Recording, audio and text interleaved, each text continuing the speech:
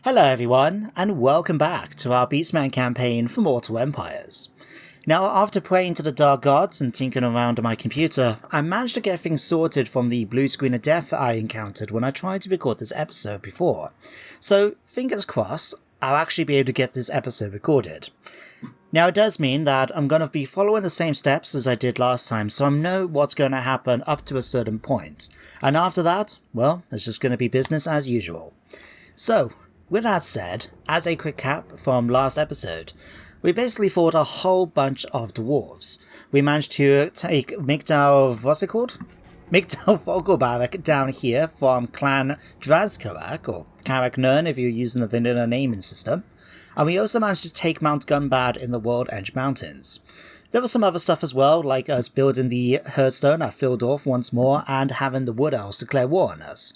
But that's about it, really. I can't think of much else apart from all the battles we fought last time with the dwarves. And so today, we're going to try and kill some more, and hopefully, we'll be in a position to attack Karak over in the World Edge Mountains. We'll see what happens. But in the meantime, let's start moving stuff around. So what I'm going to do with Gore is I'm going to move him down towards here. Unfortunately, that's the furthest he's able to move, and it's not going to be enough for him to attack Karak Hirn like I was hoping he could have done in the next turn. So we're going to have to wait a little bit, and it's going to give Karak Hirn, or Clan Drazkarak, an opportunity to build up the army inside a bit more. So we'll just make do what we can here.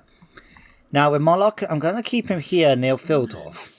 Eventually I'm going to send him down to try and help with Gore and Karak Hirn. But I'm going to take advantage of his position right now, because something is going to happen in the next end turn phase, which would work out quite nicely for us. In the meantime, I'm taking the opportunity, like I did before, to recruit a unit of Centaurs with great weapons, because we lost a unit from our 20 stack and I can't remember what it was, so I'm going to go with that instead. In the meantime, Malagast is going to make his way over here using the Beast Paths, and Sir Hattori is going to recruit a few units. What I'm going to do is move him down to roughly about here, just so he has that 10% bonus, left to be able to switch stance when the game lets me. And there's going to be two things I'm going to do. First of all, we're going to get rid of a bunch of these units and I'm going to replace them with some new ones. In fact, let's just go to town. I'm going to get rid of these, and there's a reason for that. You'll see it soon. In the meantime, I'm going to recruit 4 of you guys, which will be great. I'm going to recruit 1 unit of Morfang Cavalry, like that, so we can give the army a bit of a more hard-hitting edge to it. It's got a lot of infantry, but nothing that's going to give a bit of a punch, you know? So, while we wait for these to recruit, I'm going to make sure we switch over to this. We're going to upgrade this, so we can recruit some Chaos Spawn. And then, while we're waiting, I'm going to be doing something that I wasn't aware when I first did this, but since I now know, I can show you guys. So, just to give you an example, what it is, I want to do this research because I feel the line of sight and the reduction to enemy hero actions is going to be useful. But we need to get another 3 hostile agent actions. Now, I believe the reason why he's done that is because you can't just click on a hero, move them out of the army, move them back in the army, and have it count. But I was experimenting to see if going and searching the ruins on a settlement counts as a hostile action, and it does. So we're going to go ahead and do that, and lucky for me, this is the exact same puzzle that I had last time.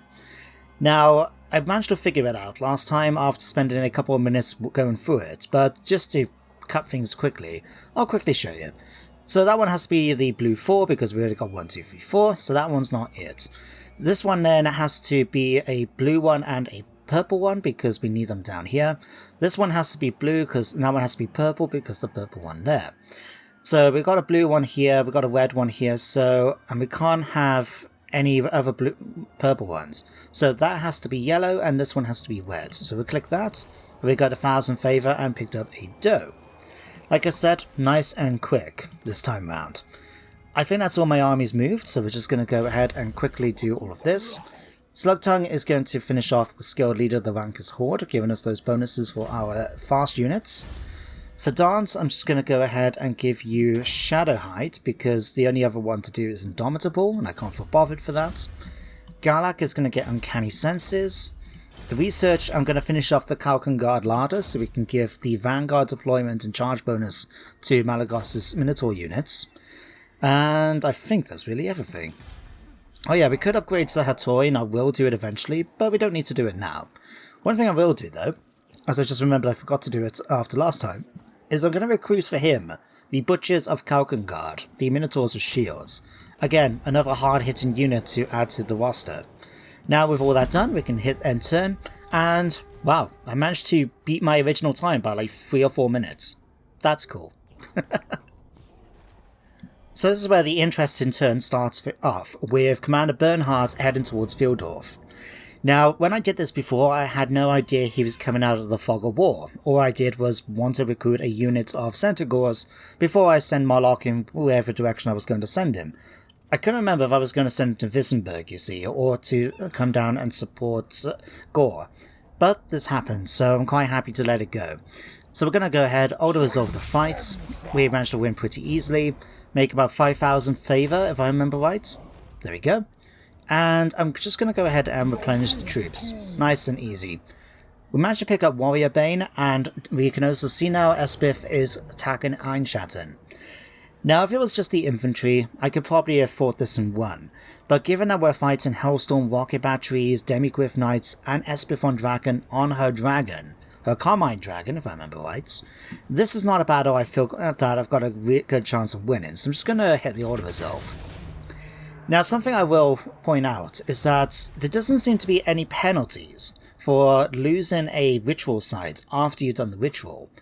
You'll see in my turn that we managed to get another Herdstone that I can use, a Herdstone shard at the top, but our Marks of Ruination remains the same, and there's nothing else really, apart from the fact that the enemy now can recolonize the Bloodground area.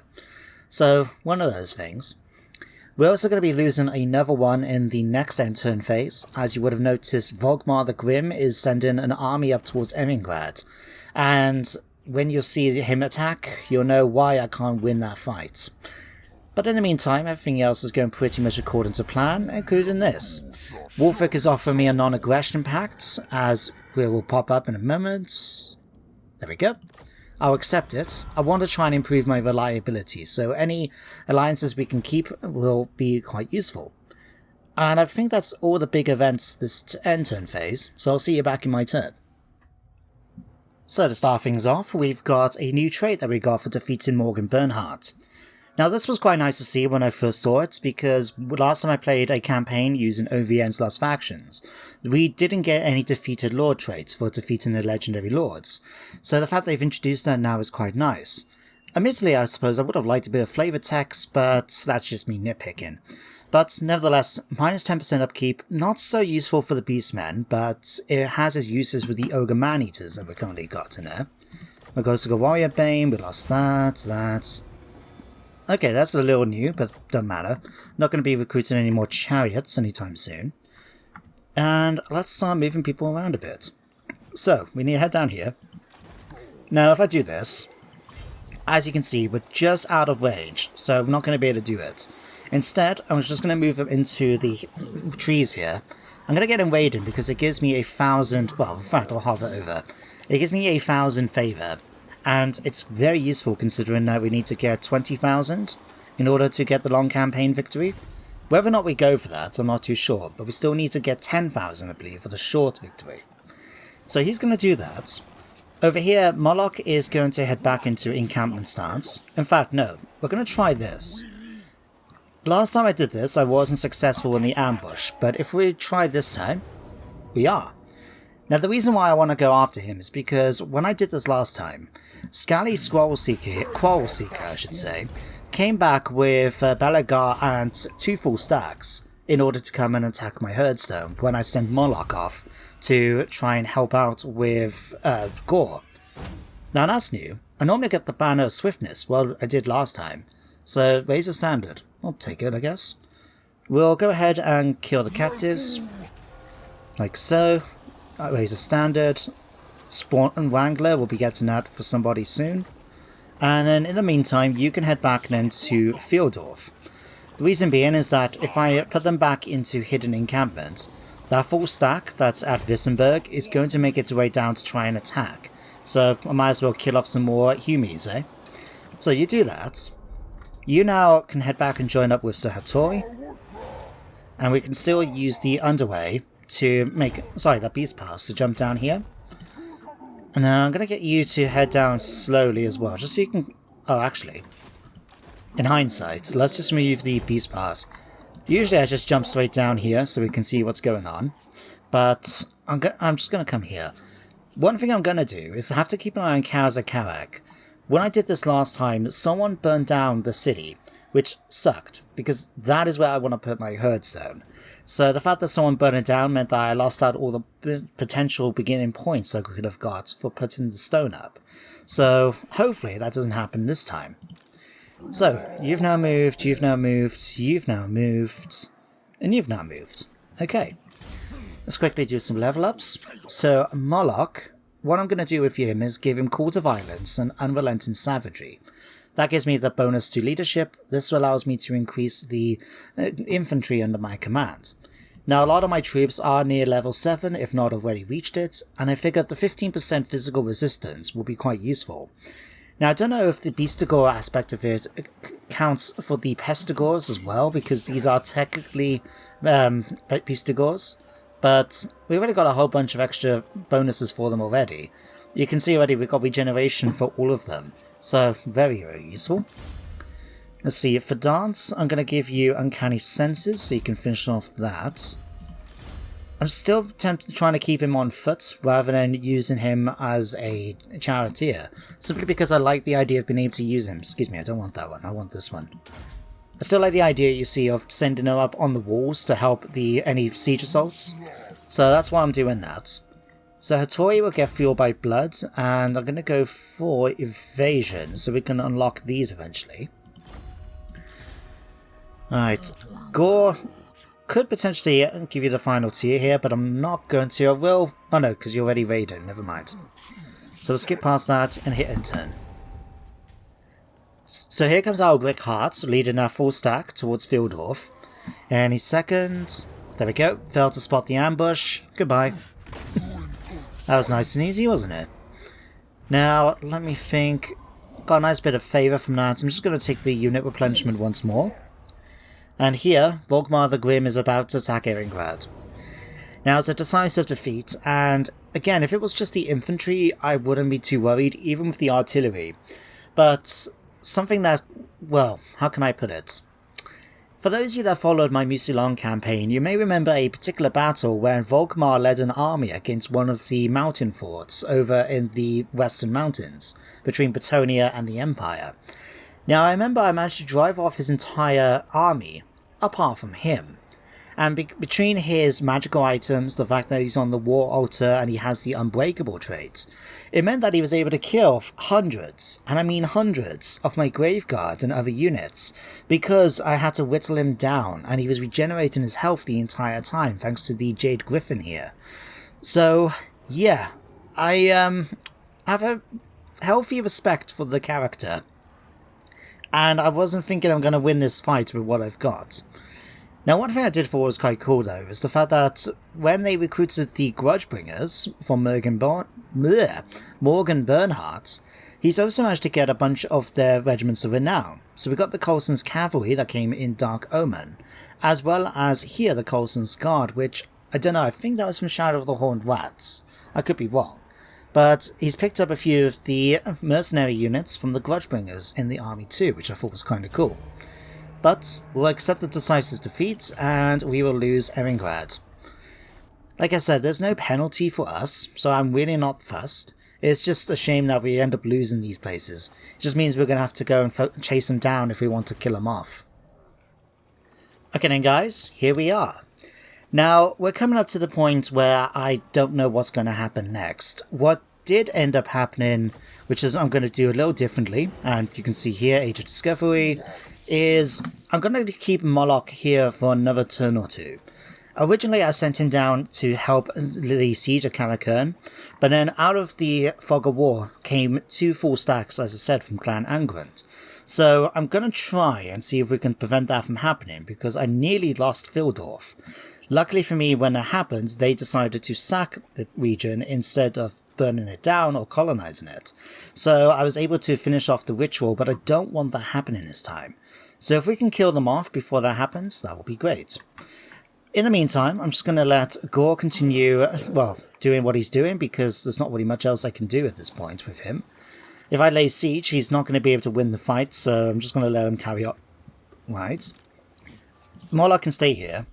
Zahatori, I'm going to move down. I'm going to slowly move him down, because what I want him to be able to do is recruit some Chaos Spawn.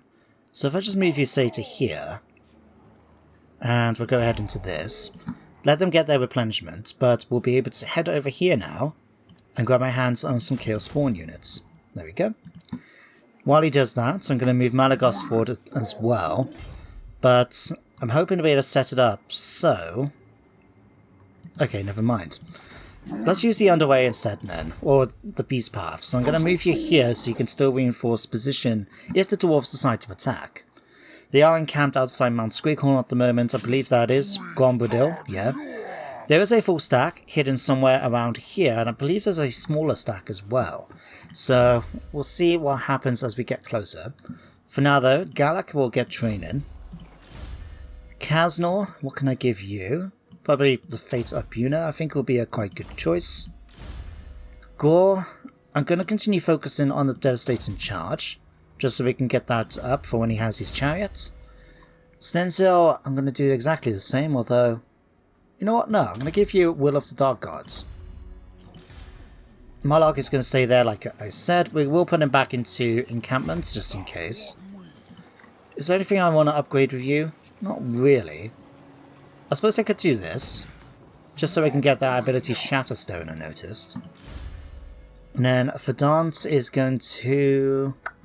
Oh yeah, you might, at this point you will get Indomitable, because there's nothing really else to give you. And there we go.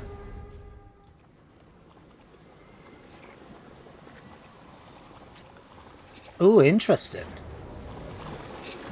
So, something that didn't happen last time was the stack that was being recruited to Karak Hirn has marched out from the Black Mountains to attack Dwarf.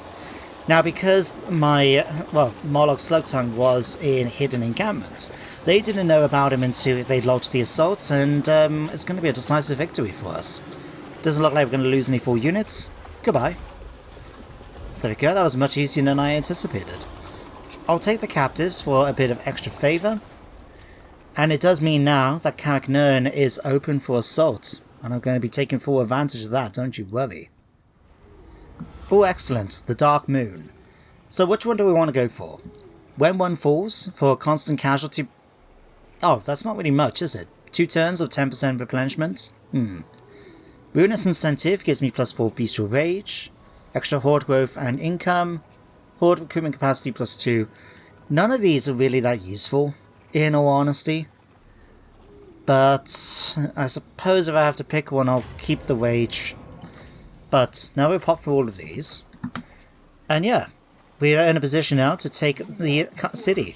So let's grab you, put you into this, and you can go and assault it. It's going to be a close victory, but I'm willing just to auto-resolve this, kill them off, and then we can burn it down. 17,000. Ta-da! There we go. Faction has now been destroyed. So, we'll pop through all of these. It's picked up Beard Collector as well. Cool. I think all my characters are Beard Collectors at this point. But yeah, you can now replenish. And what I'm going to do with Molokh is I'm going to get him to come after this army here. Might as well kill them off when we've got the opportunity, eh? So, that's you now dead. And we're going to go ahead... I'll take the replenishment this time. And there we go. We're in a position now, I could actually go down and attack Fort Soll. What I might do actually though, is I'm going to let him come a little closer until we get into the trees here and rest up. Now, as far as I know, we're not going to be expecting now Balagard to turn up, but you never know. So if we end up having to go back and redo it, in fact, that might be a better idea actually. I'm really paranoid about losing Dwarf, so yeah, I'm going to send you back. We'll stick you here, and that should be enough to go into encampments. So if they do attack, we've got reinforcements. So that toy now has got his Chaos Spawn, so let's see about what we can do here. I'm going to use the Beast Pass to come here, and we're going to use you. I suppose we might as well just be a little aggressive. I'm going to come right here. Now, Grombindal actually leads the assault is going to be a slight problem because he has Lightning Strike, but the other commanders didn't, and they're going to be relying on basically trying to overwhelm us with numbers, which they can do, but hopefully we'll be okay. What am I going to go for next? I'm going to go for Creatures of the Herd. Oh no, better yet, hang on. Apocalyptic Vision. The ability to get that 24 melee attack for 18 seconds, I figured would be quite useful. So I'll give that to you. You can then get Indomitable. Karak can continue with his training. Gore, still got one more level to go. Okay. In that case, Banquet of Flesh, 15 charge bonus, 5% extra speed. I'll take that, sure. Okay, Goreclaw, I'm going to give you magical reserves. And Desarius, let's give you Gorge Tusks or Gnarled Hide. Having the extra armor, I think, will be quite useful, plus the melee resistance. So we'll give you that. You're resting up here, so let's have a quick look. Well, I'll give you this, to give you that ability. I'm going to upgrade it so you have some better Minotaurs. I mean, we could always upgrade this as well, so we get our hands on the final tier of the Mark of Slaanesh. 20% extra speed for the army, I presume. Could come in handy, actually. I'll leave it for the moment, though. Instead, let's get this built as well for you, Slugtongue. And you guys are going to be fine over there, aren't you? Alright, in that case, I will recruit it so we can get our hands on Razor Gore chariots. And that's all we need to worry about for now. Okay, here comes Grombindal. Right. So is he using... yeah, he's using Lightning Strike to be able to come and attack us, so I'm going to get him to pull back. And if needed, I'll do the same with Malagast. If I can double team him then using both armies, that would be great. But I'll have to wait and see a moment. Oh no. It looks like he's decided to stay. Silly fool. Okay then. Let's get through all of these. And I believe my next target will be Fort Soll. Now, I haven't been too concerned about fighting them because all that Solland have left at this point is Fort Soll, which means they can't recruit any new units. They have just been sitting here, either taking attrition or just not doing anything. I think the only thing they can do is every so often they can do this event, or the ritual I should say, to get themselves a steam tank. And so they've picked up a few over time. But generally there's not much they can do. So, let's kick things off. I'm going to get Gore to use the Beast Path so he can jump down here and act as a reinforcement. Like so. And then Molokh. No, I do not want to do the ritual yet. Molokh, if you'd like to do the honors. An attack, that would be great. There we go, decisive victory. Looks like we're... oh wow. I didn't realise we only went after one of them. Huh. Okay then. In that case, give me a second. Sword of Anti-Heroes, Cultist. Cool, what do you have at the moment? You've got a Sword of Battle. I'm going to give you the Sword of Anti-Heroes instead.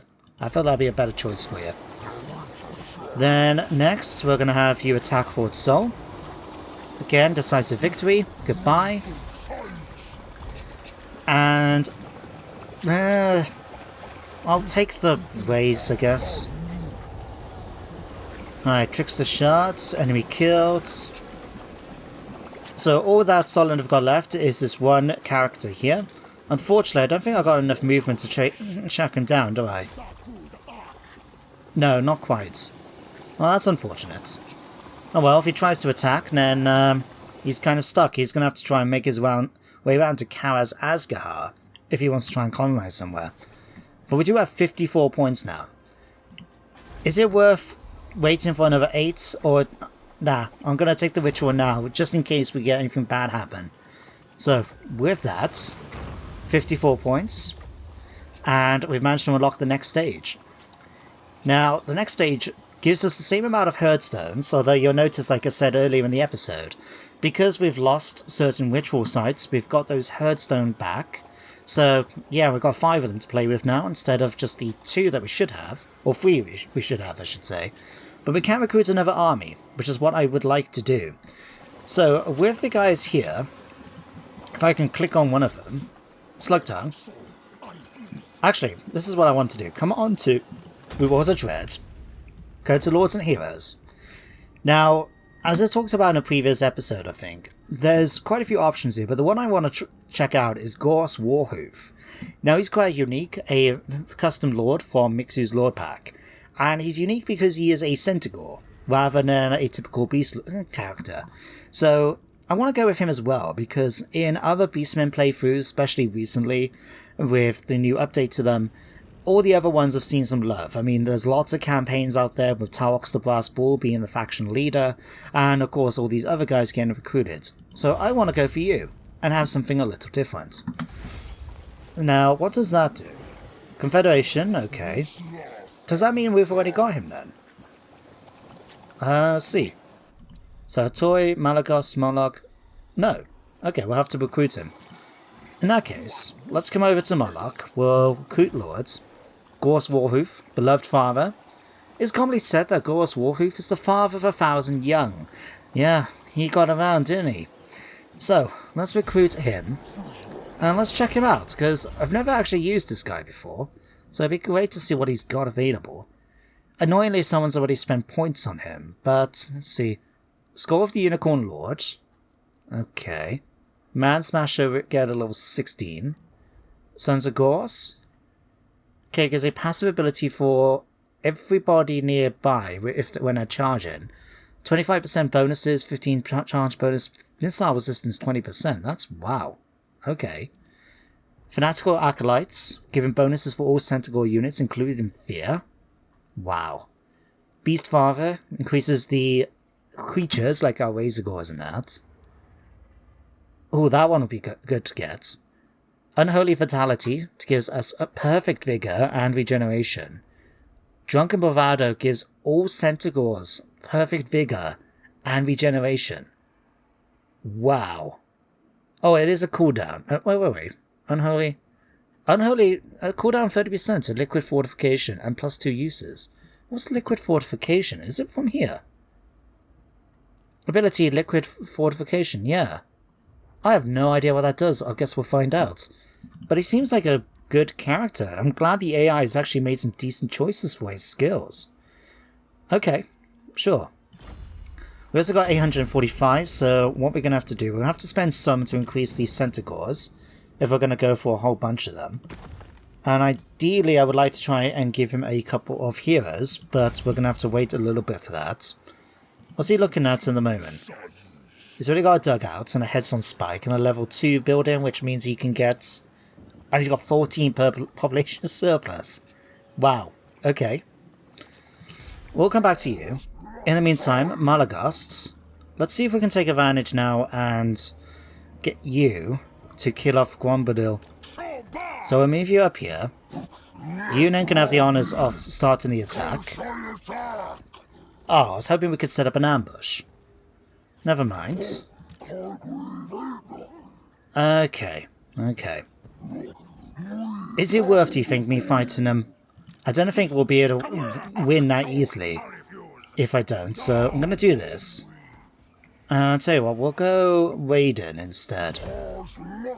Add a little bit of extra to our army. If he comes back down to attack us then, hopefully we'll be able to set him up in an ambush and kill him off. Not too concerned about Squighorn because I would like to jump over to Karak, but we'll have to keep an eye on things. See what happens there. Malagos can stay where he is. If we go for skill points, you can get another point in Indomitable. Get that done. Galak has now finished training, so we will have to go into Indomitable with you. Gore, let's give you your chariots before I forget. Okay, Goreclaw, let's give you Transform with Kadan if we want to summon Manticores. Now let's give the Curse of and Hay. That's a really, really good debuff, and the fact that we can do that as an area of effect spell, really useful. So we'll grab that for you. Desarius then can finish off with Deadly Blade. Forgot to do that last time. Molokh, let's go for Creatures of the Herd. Oh no, I'll tell you what, I'll focus on finishing off your spells. We'll go for Mantle of Gorok. Okay, this is unfortunate, but Esper von Draken is now attacked Castle Drakenhof. Now it does say close defeat, to be fair, so maybe we could have tried winning this. But at this point in the episode, I just can't be bothered. No offense, guys, it's just, I kind of want to get through this episode now, after all the hassle I've had trying to do it. But there we go, and yeah, looks like he's heading over towards Karak Asgahar even. Okay, here he comes. Oh! Oh! Looks like my ambush didn't work. Bugger. Okay, it says Pyrrhic Victory. You know what? Sure. I don't mind losing those 3 units. There we go. Grombindal is now dead. I will take the replenishments. And we'll have to see what Clan Duasglad is going to do next. I'm sure they've still got some units nearby, but I don't know where they are at the moment. Okay. I wasn't expecting this. So, Sudenburg, all the way down in the bottom part of the map, has declared war on me. Interesting. I'm not worried about them joining in anytime soon, but it's just interesting to see. Especially since I don't think I've actually had any diplomatic encounters with them. They're too far away, we don't have a port, so we can't trade with them, and they are landlocked anyway, despite having a coastal region, because of the way the map is. Yeah, I don't know how they know me well enough to be able to turn around and say, oh, by the way, we're going to declare war on you all the way up in the Empire. Anyway, we unfortunately have lost Castle Drakenhof. That's fine. There's been a confederation. Oh, you got spotted. That's why. And we finished the Kalkengard ladder. Okay. Wow, what's stuff? Grombindal causes terror when fighting against dwarves. Useful. Lone Wolf for Strider now. That's good. 12% casualty replenishment is really good too. But yeah, guys, I think I'm going to leave it here for today. We've managed to do quite a lot today. We've defeated Solland, practically, as well as Clan Jazkarak over here by taking Karak Hirn. We've unlocked another stage of our ruination levels. We've got a new army to build up. And these guys, I'm going to have them marching next towards the Empire. Haven't decided which one will be our target for our Herdstone. It might be none, so we can take Wissenberg still and Dottenbach and all the others. 6. There's an enemy faction here. It's ruins, but there's an enemy faction there. But yeah, we can do that, and then march into Altdorf eventually.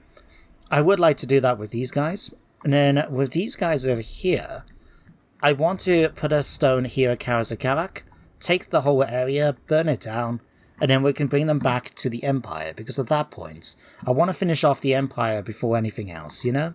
So yeah, that's the plan. So guys, thank you for watching today's episode. Apologies for the fact that it's been late coming. Thanks to one thing or another, it just hasn't been the best times to try recording. But I'm glad we managed to make it through without the blue screen of death. So, touch wood, we'll be able to continue with recording the Shogun 2 campaign. That's going to be coming out tomorrow for you guys. But in the meantime, thank you for watching today's one. Hope you enjoyed, and you do join me next time, of course, for some more Warhammer. But until then, everybody, take care, and goodbye for now.